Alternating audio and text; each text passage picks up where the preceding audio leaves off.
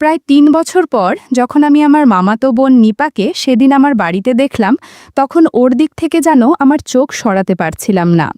ও মাদ্রাসাতে পড়ে, কিন্তু এই বয়সে দেখতে বেশ সুন্দরী। আমার থেকেও অনেক ছোট হলেও বেশ ম্যাচিওর দেখতে, কিছুটা যুবতী মেয়েদের মতো। আমি কলেজে পড়া ছেলে।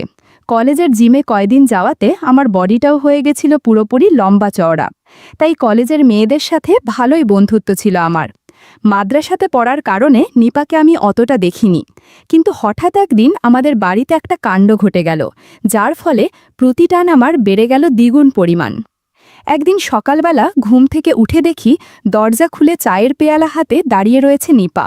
সকালের পড়ন্ত রোদ ওর ওপর এসে পড়েছে। হালকা জর্জেটের থ্রি পিছে অনেক সুন্দর দেখা যাচ্ছিল। নিপা সুস্বাস্থ্যবান, ওকে দেখলে মনে হয় যে কোনো দিক থেকে কমতি নেই। ওপরওয়ালা যেন অনেক আশীর্বাদ দিয়েছে ওকে। আমি ওর দিকে তাকাতে নিপা একগাল হেসে আমার দিকে তাকিয়ে বলল, কি ভাইয়া, এখনো ঘুম ভাঙেনি তোমার? বেশি ঘুমালে তোমার বডিটা নষ্ট হয়ে যাবে তো। এই নাও, চা খেয়ে নাও। এই বলে নিপা আমার খাটের পাশের চেয়ারটায় নিজের হাতের কাফের পেয়ারালাটা রাখল। তারপর আমার পাশেই খাটে বসল।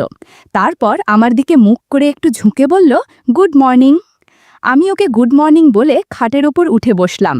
এরপর চা খেতে খেতে নিপার সাথে নানান কথা বলতে বলতে ওর প্রতি যেন মুগ্ধ হয়ে যাচ্ছিলাম। কিছুক্ষণ পর নিপা চলে গেল আর আমি বাথরুমে ঢুকলাম আর শ্যাম্পু ফেলে ফ্রেশ হয়ে নিলাম। সকালের পরিবেশটা যেন হঠাৎ করেই একটু অন্যরকম হয়ে উঠল আমার। সেদিন থেকেই আমি চিন্তা করলাম, যে করেই হোক নিপার সাথে বন্ধুত্ব করতে হবে। পরের একদিনের ঘটনা। সেদিন বাইরে খুব বৃষ্টি। আমি নিচের একটি ঘরে বসে কাজ করছিলাম। হঠাৎ আমি দেখলাম যে নিপা ভিজতে ভিজতে হাতে একটা কিছু নিয়ে ঢুকলো আমাদের ঘরে। আমি তখন ফোন চালাচ্ছিলাম, তাই অতটা লক্ষ্য করিনি। শুধু এটুকু দেখলাম যে ও একটা চুড়িদার পরে আছে সবুজ কালারের, আর সেটা বৃষ্টির জলে ভিজে গেছে। আমি কিছুক্ষণ পর দোতলায় আমার ঘরটায় গিয়ে দরজা খুলতেই চোখের সামনে যা দেখছি সেটা মুখে বিশ্লেষণ করতে পারবো কিনা জানি না, কিন্তু সামনে দাঁড়িয়ে থাকা মেয়েটি এবং আমি দুজনেই যে পুরোপুরি হাওয়া হয়ে গেছে সেটা বুঝতে পেরেছি। বন্ধুরা, ইউটিউবের কড়া নিয়মের কারণে স্বপ্নে যা দেখেছি তা সরাসরি বলা যাচ্ছে না।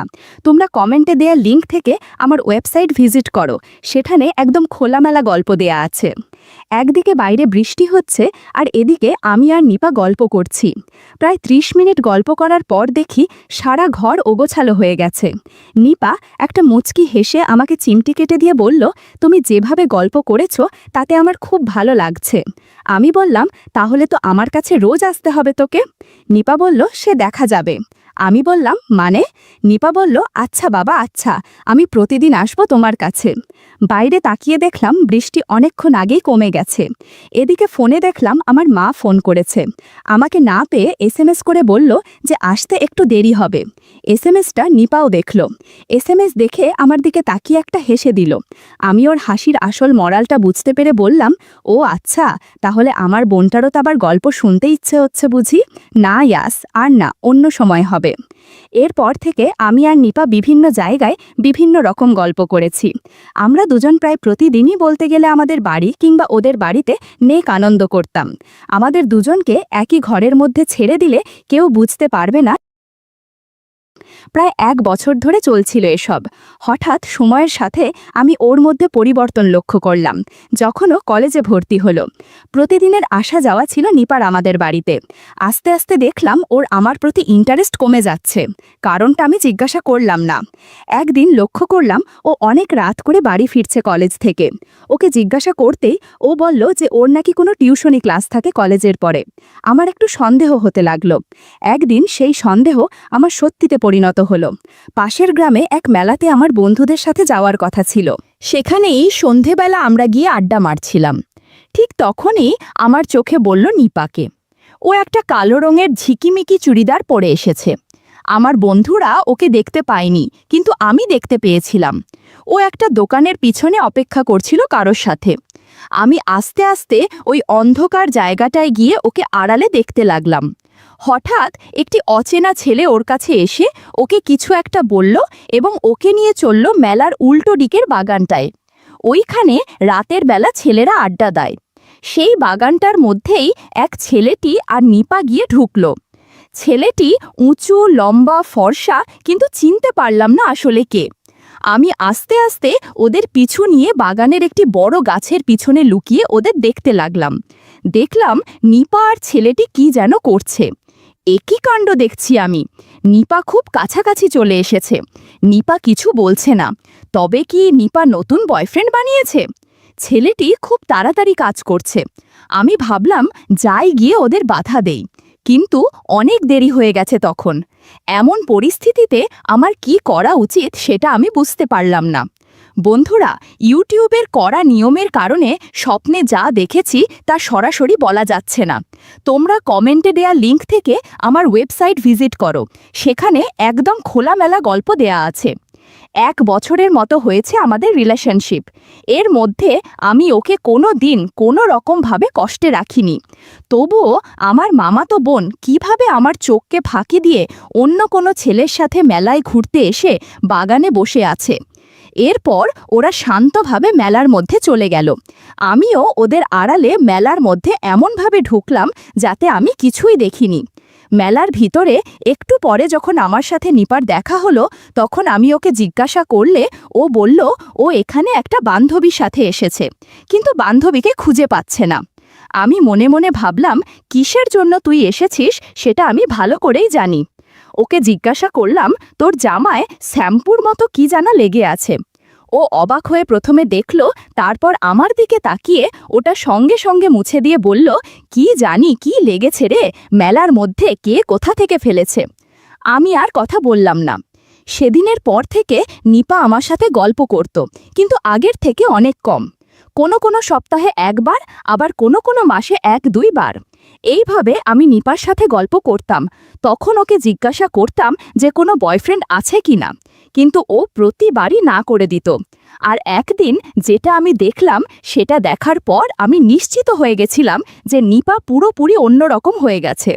সেদিন রবিবার। প্রায় 4 দিন হয়েছে লিপা আমার সাথে কিংবা ওই ছেলের সাথে গল্প করে না। তাই সারাদিন ওকে বেশ অন্যমনস্ক লাগছিল।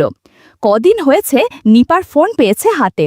তাই প্রথমে কলেজের যেই ছেলেটার সাথে তার যোগাযোগ হয়েছে, মানে সেই ছেলেটা যার সাথে সেদিন মেলায় গিয়ে বাগান দেখা করেছিল, সেই ছেলেটিকে ফোন করল। নিপা জানে ছেলেটি বড়লোক বাপের একমাত্র দুষ্টু ছেলে, তবুও কেন জানি না ছেলেটার প্রতি তার একটা টান জন্মে গেছে। কদিনে এই ছেলেটি তাকে নানান রকম গিফট এবং নানান জায়গায় ঘুরতে নিয়ে গেছে বাইকে করে।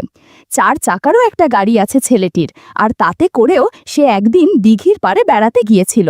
এবং সেই 4 চাকার ভিতরে সেদিন সন্ধেবেলা নিপার সাথে গাড়ির মধ্যে গল্প করেছে। বন্ধুরা, তোমরা নিশ্চয়ই বুঝতে পেরেছ কেমন গল্পের কথা বলছি। ওই ছেলেটির নাম রিকি। সকাল হতেই রিকির কাছে ফোন করে নিপা। রিকি আজ ওদের বন্ধুদের সাথে যাবে বিচে ঘুরতে। সমুদ্রের ঢেউ দেখতে নাকি তার খুব ভালো লাগে। প্রাইভেট কারে করে যাবে ওরা। কথায় নিপাকে বলে, তুমিও চলো না আমাদের সাথে, খুব মজা হবে। নিপা একটু হতভম্ব হয়ে যায়। ও মনে মনে খুব খুশি হয়, কিন্তু বাড়িতে বলবে কি করে, এটাই সবচেয়ে বড় বিষয়। নিপার এমনিতে রিকির সাথে থাকতে খুবই ভালো লাগে। নিপা নিজেকে সামলে বলে, কি করে যাব আমি বাড়িতে, আমি কি করে বলবো। রিকি ওপাশ থেকে বলে, সে ব্যাপারটা আমি বুঝে নেব, আগে তুমি বলো যাবে কিনা। নিপা তখন এক গাল হেসে বলে, আমার তো যেতে ইচ্ছে হচ্ছে তোমার সাথে। নিপার বাড়িতে রিকি 3-4টে মেয়েকে পাঠিয়ে ওর মাকে রাজি করানোর জন্য। নিপার বাড়িতে ওর মাকে রাজি করাতে বেশিক্ষণ সময় লাগে না মেয়েগুলোর। মেয়েগুলো বলে যে আমরা মেয়েরা মিলে ঘুরতে যাব এই পাশের একটি বিচে। এটা একটা কলেজের ট্যুর, তাই কোনো ভয়ের কিছু নেই। নিপার বাবা এখানে থাকে না, তাই নিপার মা এক কথায় রাজি হয়ে যায়। এদিকে নিপা খুশিতে আত্মহারা হয়ে ব্যাগ রেডি করে। ও জানে না ওর জীবনের সবথেকে বড় সত্যিটা এই ট্যুরে গিয়েই বেরোবে। নিপাকে গাড়িতে তুলতেই নিপা দেখতে পেল শুধুমাত্র রিকি নয়, ওর আরও 3টে বন্ধুও ওদের সাথে গাড়িতে রয়েছে। তাতে নিপার কিছু যায় আসে না। জার্নি করে একটি ভিলাতে পৌঁছে পুরো ভিলাটাই ভাড়া করে নেয় রিকি। একটি রুমে রিকি আর নিপা, অন্যটিতে ওই 3টে বন্ধু। পুরো ভিলাটা পুরো নির্জন এলাকায়, আশেপাশে তেমন একটা জনমানুষই নেই। যেতে যেতে বিকেল হয়ে যায়, তাই তাড়াতাড়ি সমুদ্রের পাড় দেখার জন্য ওরা বেরিয়ে পড়ে। বিচের ভিতর ঘুরতে ঘুরতে রিকির হাতটা ধরে যখন নিপা হেঁটে বাড়াচ্ছিল, তখন আশেপাশের লোকজন নিপার দিকে তাকিয়েছিল। এক আকস্মিক ঘটনায় হোক না কেন, সেদিন আমি আর আমার একটি বন্ধুও সেই বিচে গিয়েছিলাম। অনেক দিনের ইচ্ছা ছিল, তার ওপর আবার ওই বন্ধুটির বাড়ি ছিল ভারতে। ও এসে আমাকে আবদার করে যে ঘুরতে নিয়ে যেতে, তাই সেদিন আমরা ওই বিচটায় ঘুরতে ঘুরতে নিজের চোখকে বিশ্বাস করতে পারলাম না। আমার মামাতো বোন এমন একটি ড্রেস পরে ওখান দিয়ে হেঁটে চলছিল, যেটা আমি কল্পনা করতে পারিনি। এমন ড্রেস যে নিপার আছে সেটাও আমি জানতাম না। নিশ্চয়ই সেই ছেলেটি ওকে দিয়েছে। আমি দূর থেকে লক্ষ্য করতে লাগলাম ওকে। ওরা আস্তে আস্তে জলে নামলো স্নান করার জন্য। ছেলেটিকে আমি চিনতে পারলাম, হ্যাঁ, রিকি ওর নাম।